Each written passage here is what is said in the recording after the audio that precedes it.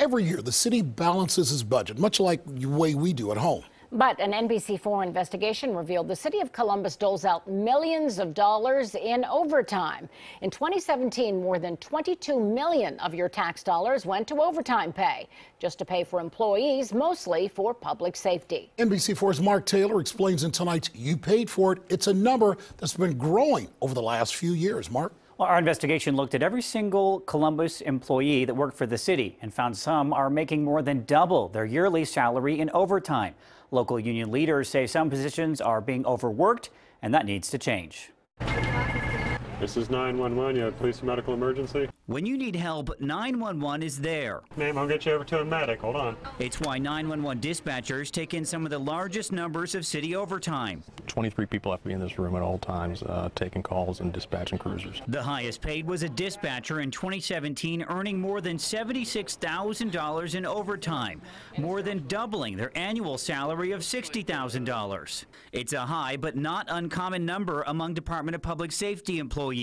Of the $32 million in overtime spending last year, the department, which includes dispatchers, firefighters, and police officers, took up more than 75%. Yeah, some are working more than 80 hours a week. Fraternal Order of Police President Jason Papa says for officers, overtime is a constant concern. You can't keep working people until they drop over. There's a physical impact, an emotional impact. In total last year, police officer overtime made up nearly 60% of all overtime for the Department of Public Safety. He says officers are overworked and understaffed. It appears as if we're going to just pay overtime instead of adding additional officers at this time. Overtime spending by the city is climbing. In 2012, the city spent about $25 million in overtime.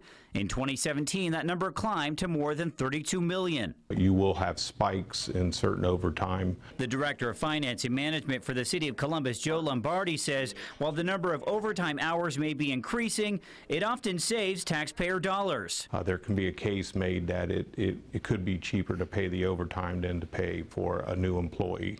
As for public safety and police officers, Papa says this is a no-win situation and is calling for an additional 200 Columbus police officers. I think we're about to the point where we've stretched our officers really thin, and we're going to have to do something to correct that. Now, recently, the City of Columbus and Mayor Andrew Ginther announced 30 new police officers will be added to CPD in 2018. In overtime overall, the city says they budget for about $30 million a year, and that's likely to continue in 2018.